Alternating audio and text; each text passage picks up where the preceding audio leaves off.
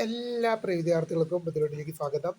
വിദ്യാർത്ഥികൾ കാത്തിരിക്കുന്ന ഒരു പ്ലസ് വണ്ണിൻ്റെ പ്രധാനപ്പെട്ട അലോട്ട്മെൻറ്റാണ് ട്രാൻസ്ഫർ അലോട്ട്മെൻറ്റ്. അപ്പോൾ അത് എന്നായിരിക്കും, അതിൻ്റെ അപേക്ഷ എന്നായിരിക്കും എന്നൊക്കെ ഒരുപാട് വിദ്യാർത്ഥികൾ ചോദിക്കുന്നുണ്ട്. അപേക്ഷ ഉടൻ ഉണ്ടാകും, ആർക്കൊക്കെ അപേക്ഷിക്കാം എന്നുള്ള വിവരങ്ങളാണ് ഈ ഒരു വീഡിയോയിൽ കൂടെ നിങ്ങളുമായി ഷെയർ ചെയ്യാൻ ഉദ്ദേശിക്കുന്നത്.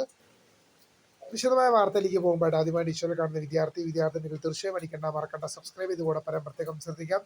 സബ്സ്ക്രൈബ് ചെയ്ത നോട്ടിഫിക്കേഷൻ ബെല്ലേക്കുള്ള ഓപ്ഷൻ എനേബിൾ ചെയ്യുക. ചാനൽ വീഡിയോസ് നിങ്ങൾക്ക് ഉപകാരപ്രദമാകുന്നെങ്കിൽ തീർച്ചയായും ലൈക്കും കൂടി ചെയ്ത് നിങ്ങളുടെ സുഹൃത്തുക്കളിലേക്ക് ചേർത്ത് കൊടുക്കാനും കൂടി പ്രത്യേകം ശ്രദ്ധിക്കുക. അതുപോലെ നമ്മുടെ ചാനൽ വാട്സപ്പ് ചാനൽ ജോയിൻ ചെയ്യാൻ ആഗ്രഹിക്കുന്നവർ വാട്സപ്പ് ചാനൽ ജോയിൻ ചെയ്യുക. അപ്പോൾ നമുക്ക് ഇതിൻ്റെ വളരെ പ്രധാനമായി നോക്കാം. പ്ലസ് വൺ പ്രവേശനത്തിൻ്റെ ഒരുപാട് വിദ്യാർത്ഥികൾ ആകാംക്ഷയോടെ കാത്തിരിക്കുന്ന ഒരു അലോട്ട്മെൻറ്റാണ് ട്രാൻസ്ഫർ അലോട്ട്മെൻറ്റ്.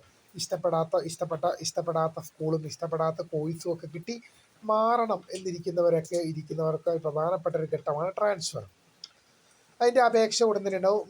മുൻ വർഷങ്ങളിലൊക്കെ മൂന്നാം അലോട്ട്മെൻറ്റിന് ശേഷം ഒരു ട്രാൻസ്ഫർ അലോട്ട്മെൻറ്റ് ഉണ്ടാകാറുണ്ട്. എല്ലാ വർഷങ്ങളിലൊക്കെ 2 ട്രാൻസ്ഫർ അലോട്ട്മെൻറ്റാണ്. ഒന്ന് സപ്ലിമെൻ്ററി അലോട്ട്മെൻറ്റിന് മുമ്പും ഒന്ന് സപ്ലിമെൻ്ററി അലോട്ട്മെൻറ്റിന് ശേഷമൊക്കെ ആയിട്ട്